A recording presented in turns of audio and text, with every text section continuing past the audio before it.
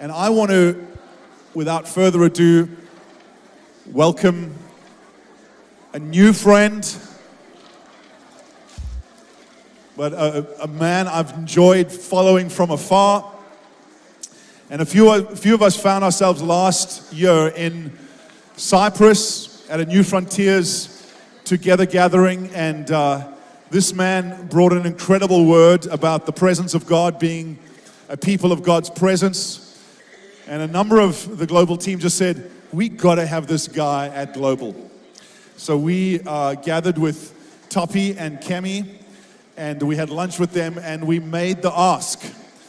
How many of us know that ministry happens one ask at a time, or one ask at a time? And Tope and Kemi pastor an incredible church in London. It's 5 sites. It's one of the fastest growing churches in London, called Jubilee. They serve as part of the New Frontiers Apostolic Fellowship. And one of the things that's cool about them, besides their church, is that they've got 2 sons who are part of a band called the Ezra Collective that just won Best British Jazz Band of the Year. Isn't that cool? There's one even better thing about them, and that is that Tope Koleoso is an Arsenal Football Club supporter. So I knew we would be fast friends, and Tope, we are going to win the premiership, I'm sure. Tope is here with his friend called Mo, who Mo pastors a church in Nashville, and it's great to have you too. But let's give a warm welcome to Tope Koleoso.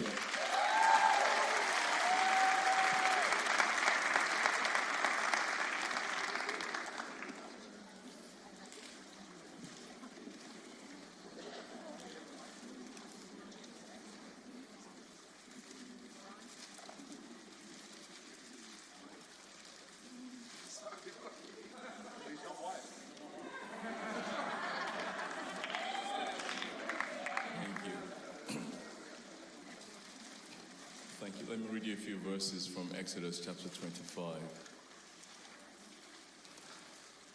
says, "And let them make me a sanctuary, that I may dwell in their midst.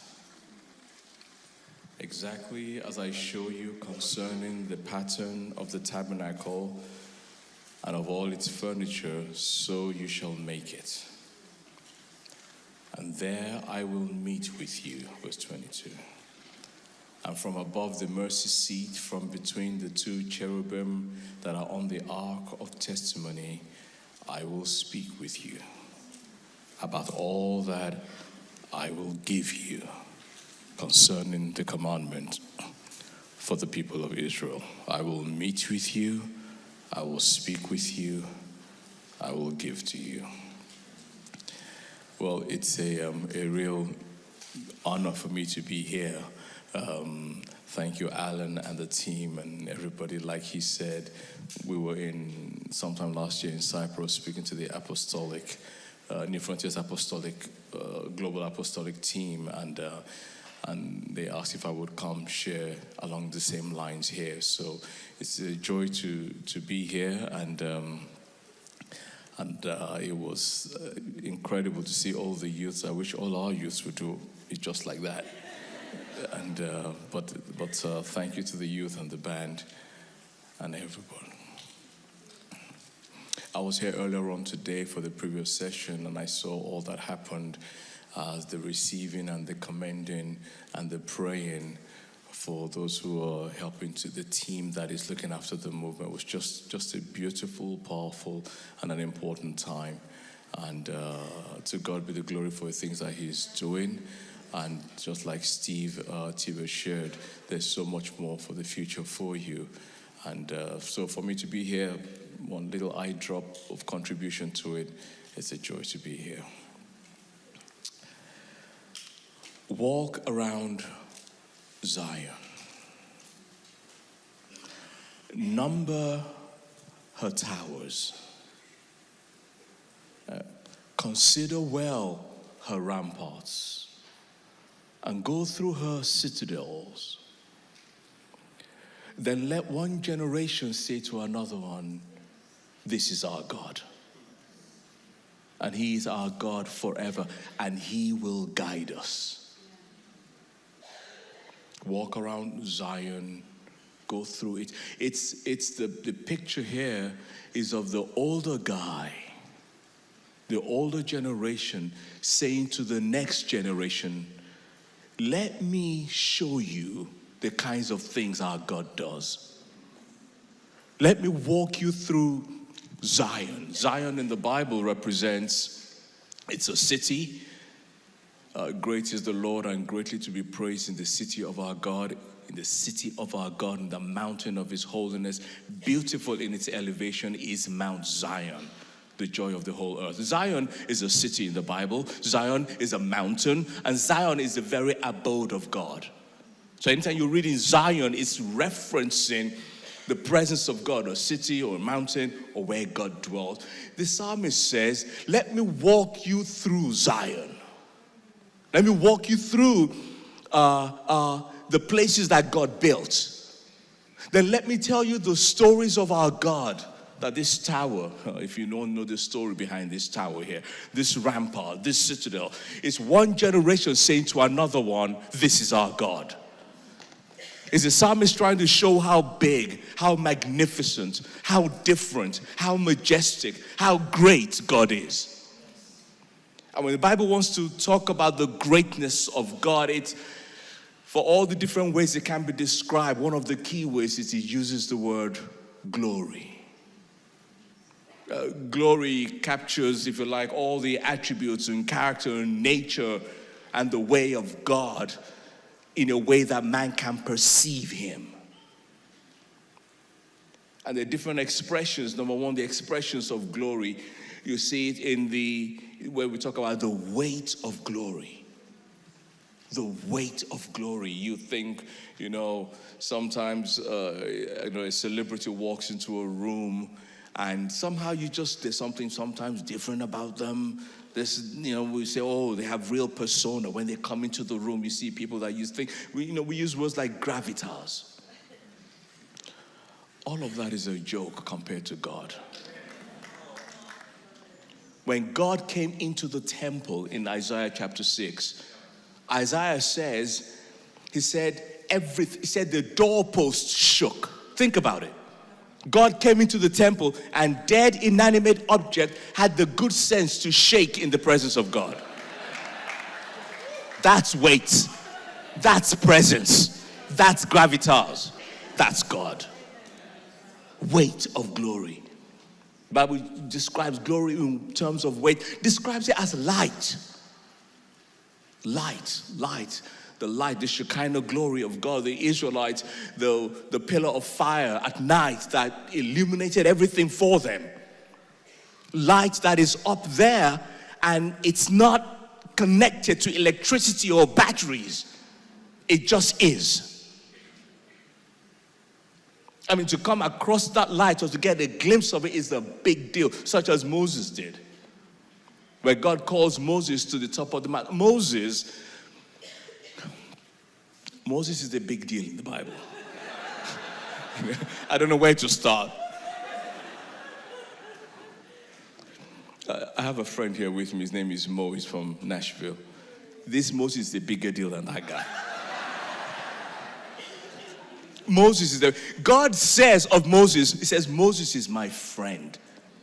Think about the God of heaven saying that about a mere mortal. It sounds inappropriate for the Creator to say that of his creation when he has all this dignity and deity. He says, Moses is my friend. It's a big deal to God. I think God only says that of 3 people. Abraham, Moses, and me.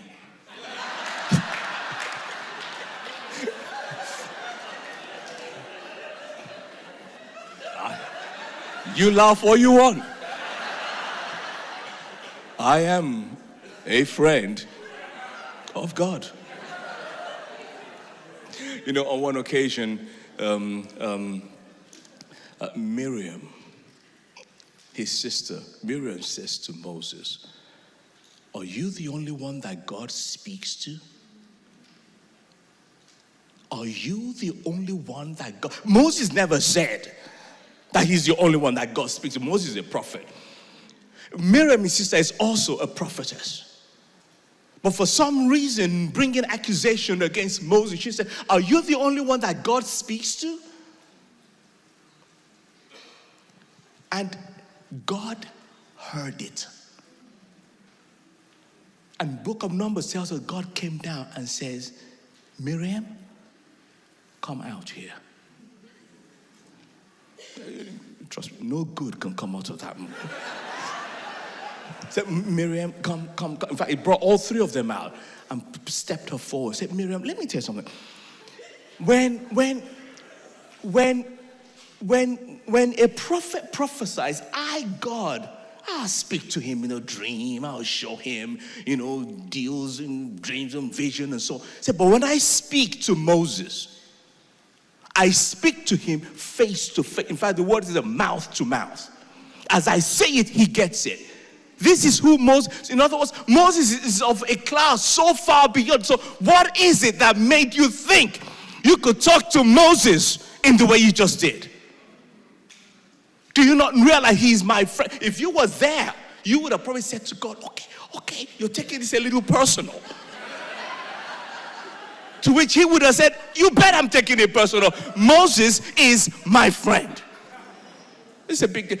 That's why he calls Moses one man on the face of the planet to come up to the top of the mountain. Moses meets with God, and him and God are having a rap session. Unbelievable. Moses is speaking to God and doubtless enjoying the moment. He didn't go down for days. He's just there. And then he takes it one step further, because this is the kind of thing the glory of God does when you see it.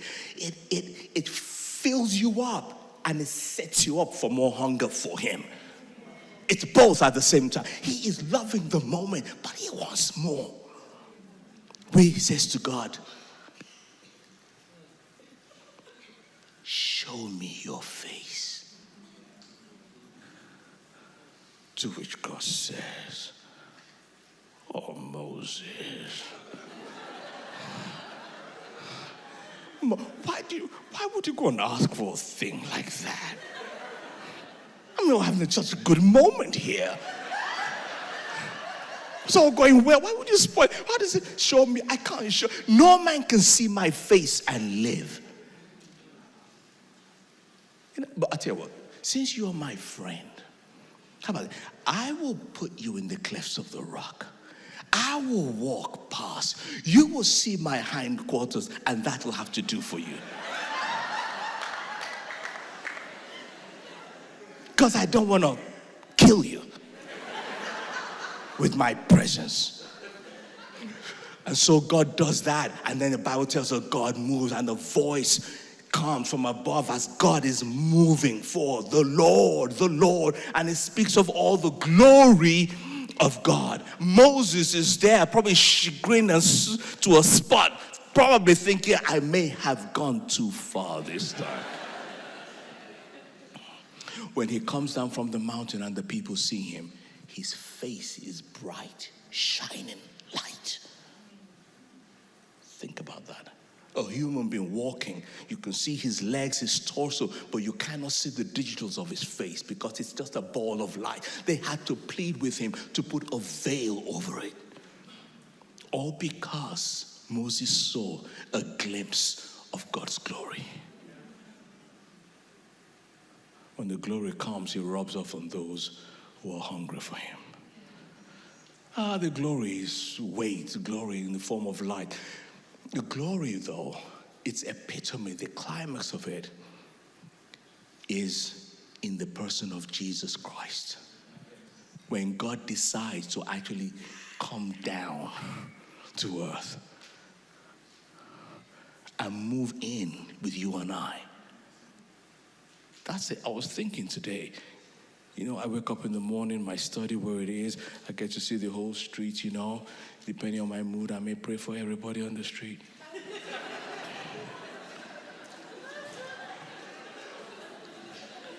You know what it feels like once in a while to suddenly realize the house that was vacant, somebody has moved in. In ancient times, before we used numbers, maybe parts of the state, people would write the names of who stayed in there. Imagine you go around checking who's in there, who's moved in. And you say, Mr. and Mrs. Thompson, Mr. and Mrs. Agri, Mr. and Mrs. And then the next one says, God. He's moved in. He's living there. And we beheld his glory as of the only begotten of the Father, full of grace and full of truth. God's glory is the full attributes of God's personality and his power.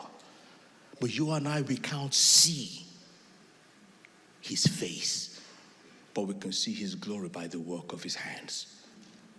Which is why the psalmist says, Psalm 19, says the heavens declare the glory of God, and the stars proclaim his handiwork. And day after day they pour forth speech, and night after night they display knowledge. And there is no speech or words where their voice is not heard. Their voice goes throughout the earth, their words to the ends of the world. He's describing God's power and the power of his words. Said it is like a bridegroom coming out of his chamber. Said in it he has set a tent for the sun. Think about that. God, the sun, as huge, the biggest star up there, says God made the sun, then he made a tent, then he said to the sun, get in the tent. And it obeys scrupulously. Then every morning pulls it out, unzips it and says, we're going to take a walk around the earth. That's why it says, and so it rises from one end of the heavens all the way to the end. Nothing is hidden from its heat. It's like a bridegroom coming out of its chamber. Like a strong man running his course. And all of this is created by God's word. He just whispered and it is. That's power. That's why he wants you to have regard and respect for his word. Why he then goes on to say, the word of the Lord is perfect, reviving the soul. The testimonies of the Lord are sure, and they rejoice in the heart. He talks about the precepts of the Lord. He says that they are true. He talks about the commandments of the Lord. They're pure, enlightening the eyes. The fear of the Lord is clean. Whatever happened to the fear of the Lord? The fear of the Lord is clean, enduring forever.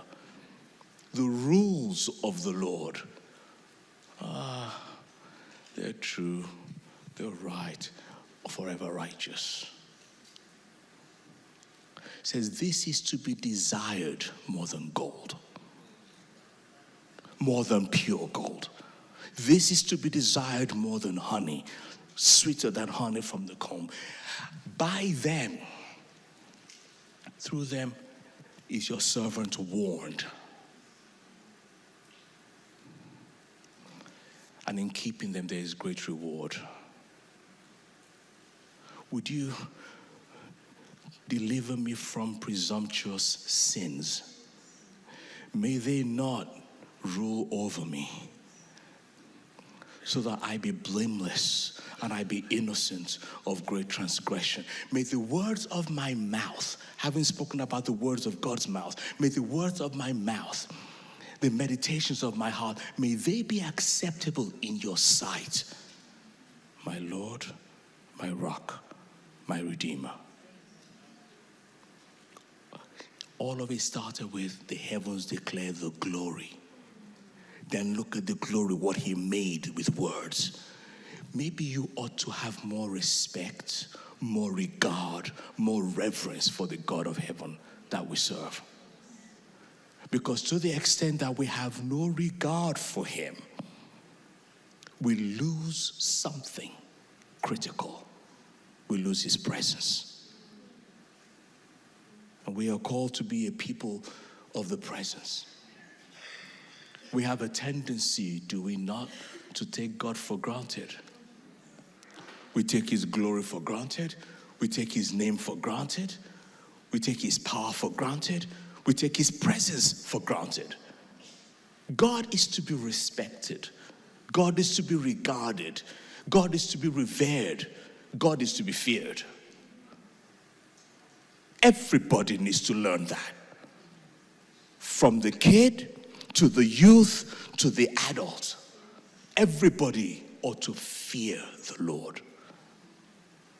An understanding of grace that makes God a flippant object is wrong. And anytime we take God for granted, there are consequences. Probably the story that shows it most in the Bible is a story that has to do with the Israelites, who God has called them one nation for him. And then through that nation, when the world sees how much he saves and beautifies a nation, what he can do with a nation he loves and calls his firstborn, everybody else will bow down, except the nation he calls would never stay faithful to him. And he says to them, I will be your provider. I'll be your protector. I will be your ever-present help in time of need. I will be in the midst of you, so that when they camp, the Lord thy God in the midst of thee is mighty. He was very close to them and amongst them. And the way that he showed that his presence was the Ark of Covenant. The Ark of Covenant would have been just like, just a little bit, put this thing sideways. It's like that. The Ark of Covenant. It's that kind of size. But God designed it. And in it are the tablets, with God's name on it, and 3 different items in there. But it represented the presence of God. It represented the presence of the Almighty. And the Israelites knew that, okay, as long as this thing is here, God is with us. Because above it then, you would see the cloud just shimmering light. And any time you see the critical moments in the life of the Israelites, the ark features. As they're going through the Jordan and the priests put their foot in it, they're carrying the ark, everything stops. The walls of Jericho, they're walking around, the ark is there, everything comes down. So they know that this ark represents the presence of God, and they respected God. Even all the other nations feared God. Oh, but after a while, people have a tendency to take God for granted. And the Israelites did. Because, if you go to war every time and the ark is with you, you fight. Sometimes you didn't even have to fight. You just had to turn up. You go there, you turn up, and God said, don't worry, you won't fight in this battle. We've won. We go back. It's incredible. If I could commodify it, you could, if it's time for war, the trumpets blast, everybody knows how it goes. Get up, you go out to war. We've won. We go back. Just no fun. After a while, when the trumpet goes and it's time to go, now people are thinking, oh, for goodness sake, why is it going now? I'm busy. I was about to sleep. It's rather inconvenient. Bit by bit, we take God for granted. We don't realize it. We all do it. We all do it. We expect to be begged to come serve the Lord. On this particular occasion, they go out to fight with the Philistines. The Philistines are about to war with them forever. They go out to war, and they just expect to win. Except on this occasion, they lost. They're like, what? How could that possibly be? Then they're like, go back and get the ark. Oh, now you're thinking ark. It's a bit late in the day, isn't it? It shows you how much they've taken God for granted. They go back to get the ark, but now they're using the ark. It's like a talisman, like a rabbit's foot. It's like a charm. It's like they're used. No one likes to be. Do you like to be used? Nobody likes to be. You know where you got that from? God. He does not like to be used or abused and then dumped like refuse. He doesn't like it. So they get the ark and they bring it. In fact, when the ark comes, you read the story carefully. The Israelites shout on the chair. They're like, now we're gonna win this thing. The Philistines hear it and they're like, oh no, their God has come into the midst of their camp. And now they're scared. They just know. But then they think, you know what, we're going to die anyway. We might as well fight. They fight and they defeat the Israelites the second time. Now the Israelites are stopped. Not just that. The two priests, Hophni and Phinehas, they die in the battle. Not just that. They run all the way back and give the message to the high priest, Eli. They give him the news and he falls backwards, breaks his neck under the weight of self-indulgence. He dies there. Oh, not just that. One of the two priests who died, his wife who's pregnant, goes into early labor, gives birth to the baby. She dies. Not just that, they named the baby born Ichabod. The glory has departed. As if all that is not enough. The Philistines win the war. They defeat the Israelites and they confiscate, they take the ark. Think about that. The enemies have stolen the presence, representing the presence of God. This is what you might call a bad day. Yeah. That's how we speak in England. Disasters happen, we be, oh, it's a shame. Yeah. It's a bit of a blow. A bit of a blow? A bit of a blow. They took the ark. What's left? They took the ark. The Philistines take the ark, they take it home, they confiscate it. Now, I gotta say, they didn't tell me what time I need to finish this thing. And, well, I'm Nigerian, we could be here till Friday. So...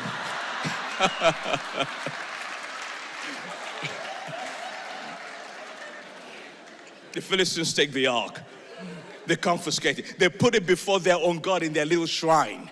They put it there thinking, now we have defeat. They come the following morning and they find their God, Dagon, has fallen down in front of the ark. You bet it has. They're like, whoa.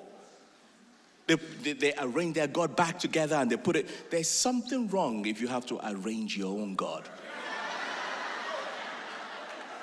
Something very wrong there. Putting your own God back together. Following morning they come. And now not just has he fallen, his head has been decapitated. Everything's been broken into pieces. One of them realized, they're like, I think it's the ark causing it. Oh, you think it's the ark? You have a hard lesson ahead, my friend.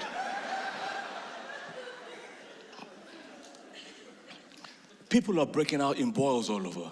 Now nobody wants the ark. They move it to different towns, Ekron and Gath and Ashkelon, and they move it. Nobody wants it. So in the end, they put it on a new cart. Now they're scared. I'm trying to show you the power of the presence. You might want to be careful. Now they're scared of it. They wish they had never taken it. Now they put the ark on a cart, new cart, so they have some respect. They put the ark on a cart and they put a few golden things there and they tie to 2 cows and they get the cows to just go. And these 2 cows find their way all the way to Israel. And they get to Israel. You would think the Israelites would be amazed and shouting, but oh no. The ark gets there. It ends up, long story short, in the house of a guy called Abinadab. The ark is there and is there for 60 years. 60 years. It's just forgotten. 60 years is a long time. Another generation would have grown up without the ark. Presumably, Israel will have been having all its rituals and all its worship. They will have been having worship, but no presence. Services, no presence. Songs, no presence. Sermons, no presence. Sacrifices, no presence is there. But they had learned to just keep going through the routine. And another generation grows up that doesn't really know what the presence is like. So they think what they have, the emotion, is it. So they just carry on with the rituals, and it's an empty religion. It would take David to be king, to come. And when David came, the first thing he does as king, he says, we're going to go and get the ark back. The first thing. That's why Psalm 132 says, oh God, you remember the vow that David made. How that, I will not enter into my house. I will not go into my bed. I will not close my eyes. I will not give my eyelids slumber until I find a dwelling place for God. So we heard of it in Ephrathah and in the fields of Jair. Come, oh God, with your ark. And this is David saying, nothing matters if there's no presence.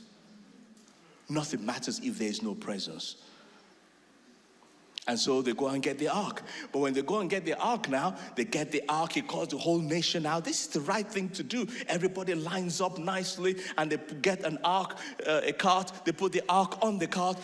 The guy, Abinadab, had two sons, Ohio in front, Uzzah at the back, and they're moving, everybody singing, clapping. The cart goes past a certain place, the threshing floor of Nacon, and it tilts. When it tilts, the guy behind Uzzah, he jumps to hold that thing.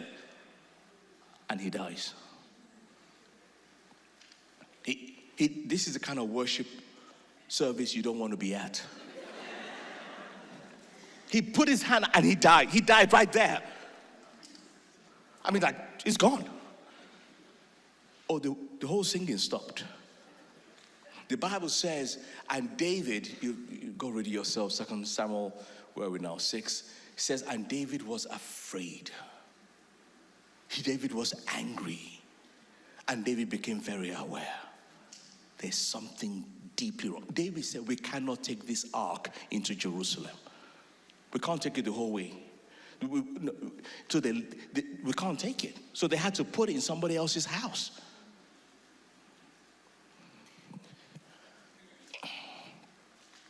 For you and I, we live in times where maybe we too need to be a little bit more careful. I know we're charismatics. And I think for the most part, maybe even the charismatics need to go back and learn the way of the Spirit. Uzzah jumped. You read that story the first time ever you read it. You think it's a bit unfair. The guy is trying to help. But the ark was never supposed to be carried on a cart. It's supposed to be carried on the shoulders of priests. Okay, where did they get the idea of the ark being carried on a cart from? They learned it from the Philistines, just like the church today. There's so many things we learn from the world, but we're cool with it because we think, look, it rolls quicker. Who wants to go up the mountain? It moves. This thing moves. It works. Where did you learn to do? Nowhere in the Bible were they ever told to carry the ark in any other way except the shoulders of the priests. They learned it from the world and they applauded themselves because it works. Except God was not impressed. Thy word, O God, is forever settled in heaven. Psalm 119, verse 89. When he says it, he means it. Well, it was supposed to be carried on the shoulders. It had poles. There are rings on it. We put the poles, and it's the poles you touch. You don't touch the ark. Every Israelite grew up knowing that. Not just that, you didn't even look at it. It was covered with cloth. When it's being moved, you don't even look at it. So Uzzah, who had it in his house, by the way, for 60 years in the shed, probably got a bit over familiar with it. And he didn't just break one law, he broke a lot of them. Looking, walking, tinkering, touching.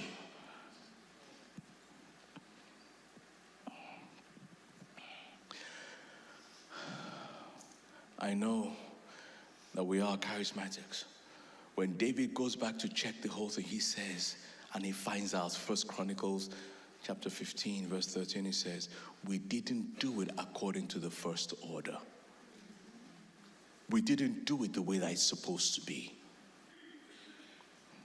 For you and I, maybe there are some things as we're moving forward and advancing, maybe there are some things we need to make sure, like somebody said, I think maybe Alan said, don't forget it behind. Because the presence is everything. And maybe there are some things we need to learn, relearn, unlearn. In Revelation chapter 2, when Jesus is speaking to the church, he says to the church in Ephesus, I know your works. I know your toil. I know your patient endurance. I know it. I know the way you hate evil. I know how discerning you are, how you know how to discern between those who say they are apostles, but they are not really, they are false. I know you. I know you're enduring patiently. I know the way you carry the name. You bear the name. You wear the name. So they know the name, and you're not weary. I mean, as a pastor, if that was said of me, of Jubilee Church, I'd be like, okay, thank you, Lord. I'd be happy. He says, but one thing I have against you. You have abandoned your first love. That church of Ephesus, hearing this, I think they would have thought, no, we haven't. We're doing lots of things. But he, the Lord, is the one saying, you have abandoned your first love. I was looking at that word today, abandoned. It had the idea in the Greek. It had the idea of that which is, it's there, but just keep it there for the corner. We have a different way of doing it now. It carries that kind of idea. Well, you haven't thrown it away, it's there, but no. There's a way we do it now. It's kind of redundant. You have abandoned your first love. Who is your first love? Your first love is the one who first loved you. His name is Jesus Christ, the Son of the living God. When Nehemiah went to build the wall, he really built the people. He was building the people in the context of that wall. When everything was good, he brought Ezra, they put the word into it, everything is good. He goes away for a bit. When he comes back, they had forgotten who they were. They'd forgotten the language of Zion, they'd forgotten the worship of Zion, they'd forgotten the way of Zion, they'd forgotten they were the people of Zion.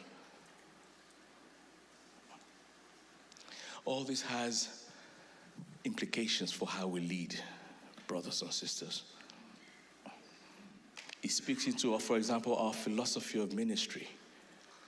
Is it really about Christ, and is he in the center?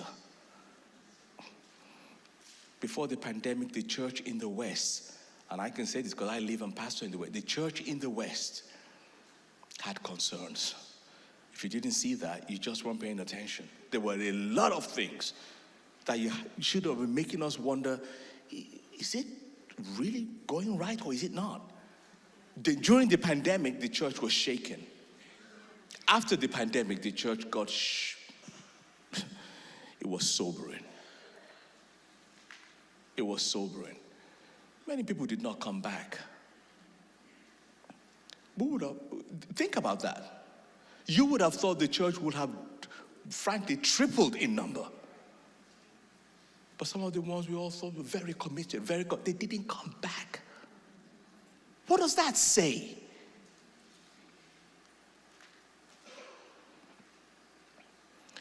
And then among the leaders, before we were talking about, I couldn't believe it. The discussion devolved all into the model. The model of big church is not quite the thing anymore. What is needed is small churches. As if that is the issue. That is ridiculous.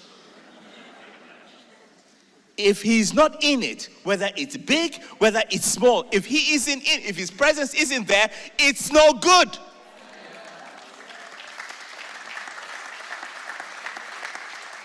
The issue is not the size.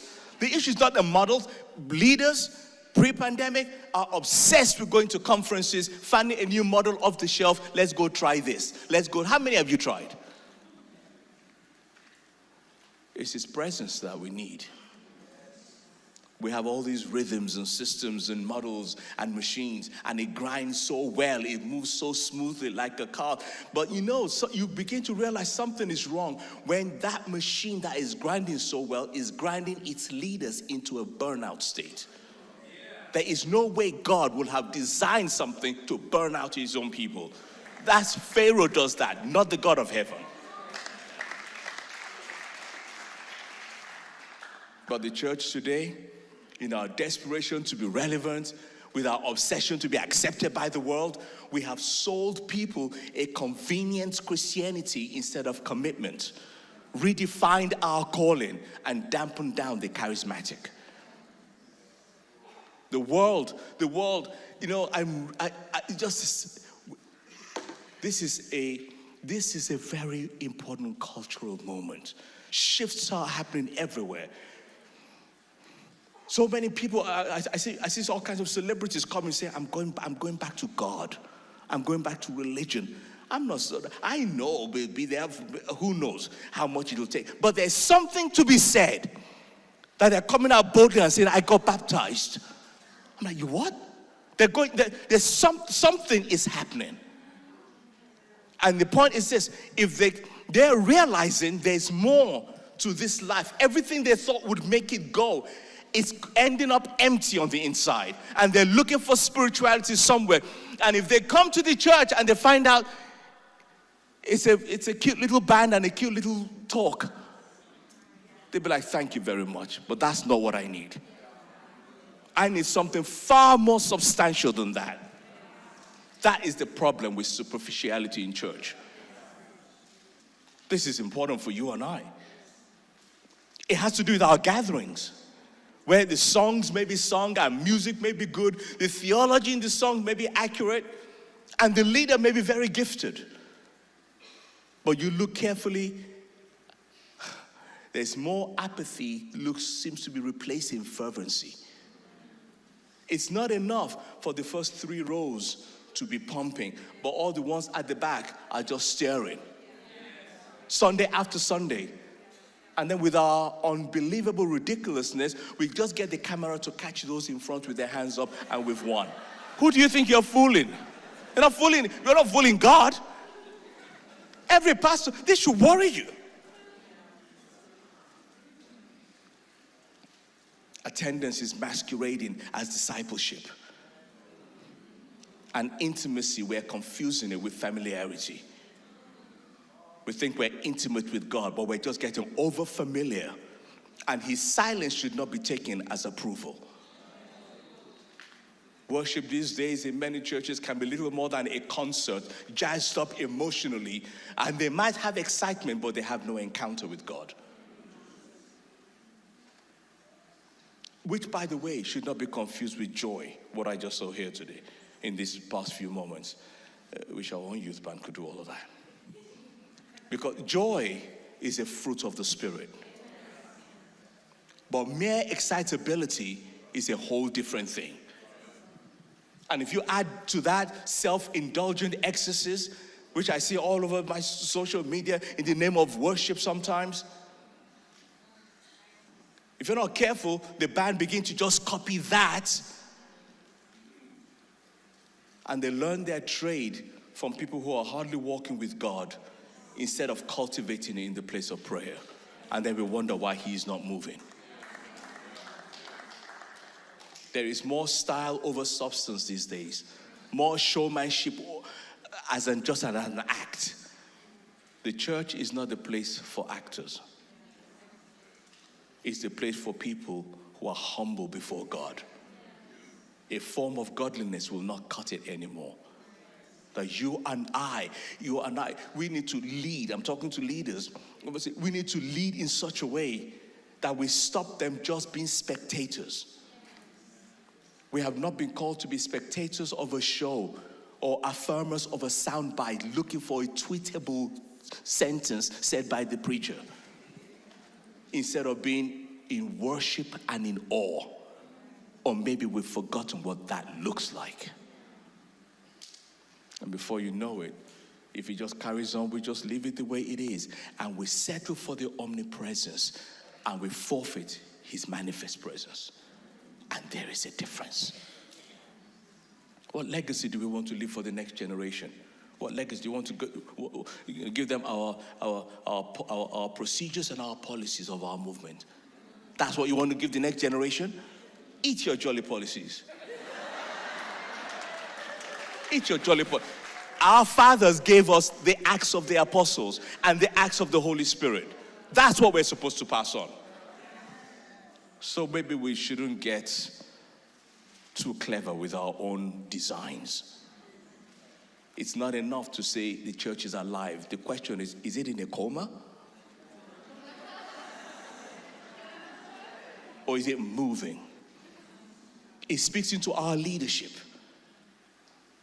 Where increasingly, if you're the leader, if you're not careful and you let the world inject its way into you, before you know it, the leader, they look more like celebrities. They look more like, and look, it's not just the big guy celebrity preacher. It can happen in a church of 20 people where the leader carries himself a complete lack of humility. And God dislikes that. There is no substitute for humility with God. I was taught that as a young Christian. It was beaten into me. There is no substitute for humility. But our tendency to brag and display it because we have the gift. And the whole time God sees us and says, that thing has got more of you in it than of me. It has to do with the way that we preach the word. There's so much that passes for preaching these days. But there's no Jesus in it. It's just a pep talk. And they're now so used to the pep talk that if you bring them Jesus, they're like, well, I don't know. I was rather hoping something else. Because they didn't meet him. What is it you think we do when we come together? Let me tell you why we come. We have come to meet a person. His name is Jesus Christ, the Son of the living God. And when we sing, we're inviting him and his spirit. We're inviting him and his spirit until he, as it were, walks amongst us. And then through the word, he speaks to us. And that's why the breaking of bread, communion, is us saying, you are here. And he said, do this in remembrance of me. It's a holy thing we do when we come together. We have not come to a gig, and we have not come to a philosopher's moment to spout out clever stuff. So preaching, if Christ is not in it, what is it then? Might as well go watch the Oprah Winfrey show or something. What is it? Look, you can study with masterful pursuit. Oh, preacher, you can exegete the text, okay, with accuracy and precision. You can establish the finest of homiletics. You can even present it with oration. You can preach the cross with forensic analysis. In the end, if the spirit of the one who wrote the word is not in it, it's just words. At best, it will be moral instruction. At worst, it will create an inoculation in them where they get a little bit that stops them getting the full thing. So even in the process of us preparing sermons, he must be a part of it. Where you, pastor guy, preacher guy, whenever you're preparing your sermon, you are in the text. You live in the text until the words of the text is like they're printed inside your soul. And it looks like you just look.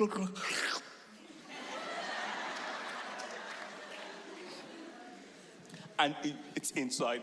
and you incubate it in prayer until you come on Sunday to bring it to the people, and you get there and you just go.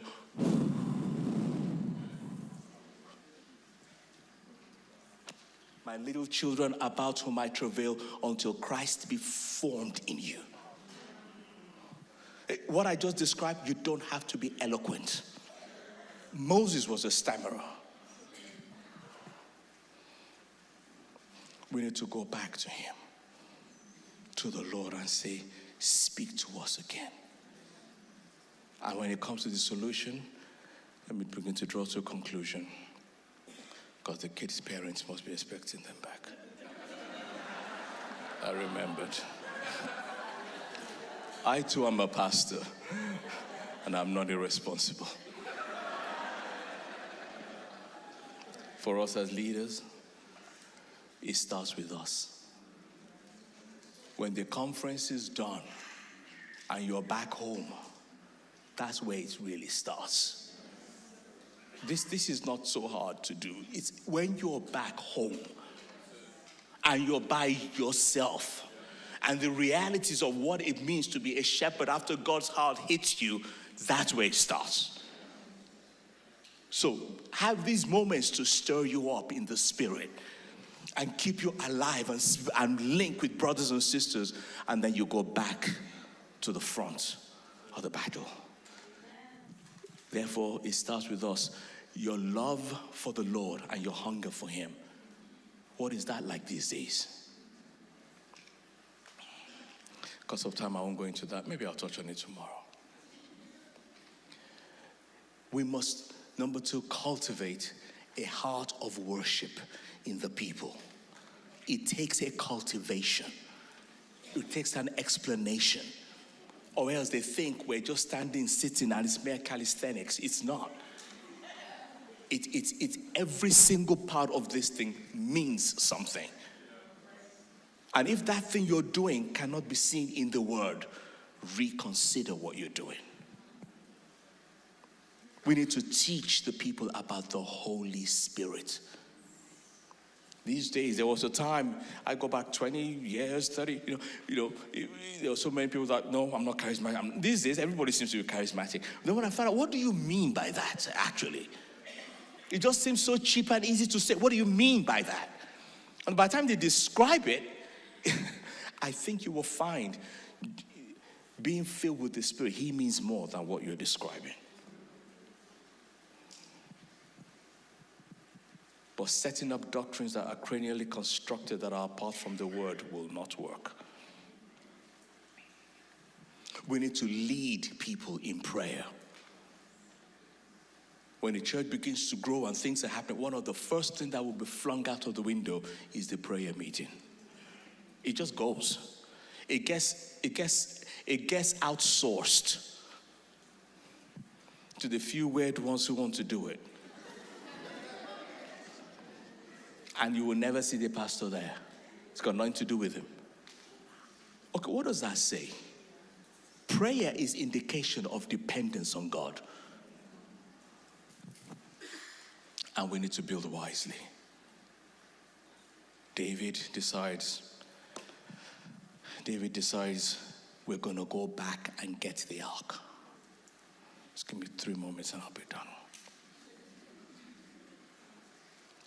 And so it is.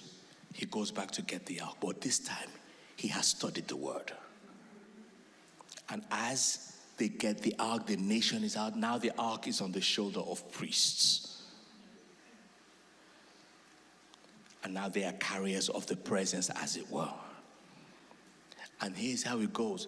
When they start, he sacrifices animals to God. So we know sacrificial life is involved if you want his presence there. He's singing. So we know worship is involved if you want his presence.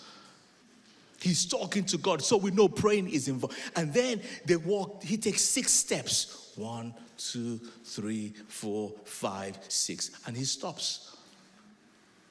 By which time everybody's thinking, oh no, who died? He stops. And what does he do? He sacrifices again. He worships again. He talked to God all over again. If the stars were made to worship, so will I. He's honoring the Almighty. Then they go again, another 6 steps. And then he stopped. Now, if you were on the committee with David, you want to pull him aside. There are elders like this. Pull him aside. David, Jerusalem, from Jerusalem to Jerusalem is 10 miles. You're not going to do this 6-step thing the whole way, are you? We'll be here forever. We have things to do. David is the one who said, I will not give to the Lord that which costs me nothing. So we know that there are times of waiting. Pastor, do you tell the church, you know what? We're just going to stop the program for a while. We're just going to let us and call them to prayer. Not just because all the other nations are now doing prayer in January, but because there's an internal hunger for the presence of the Lord. That's what he honors. He doesn't honor copycats.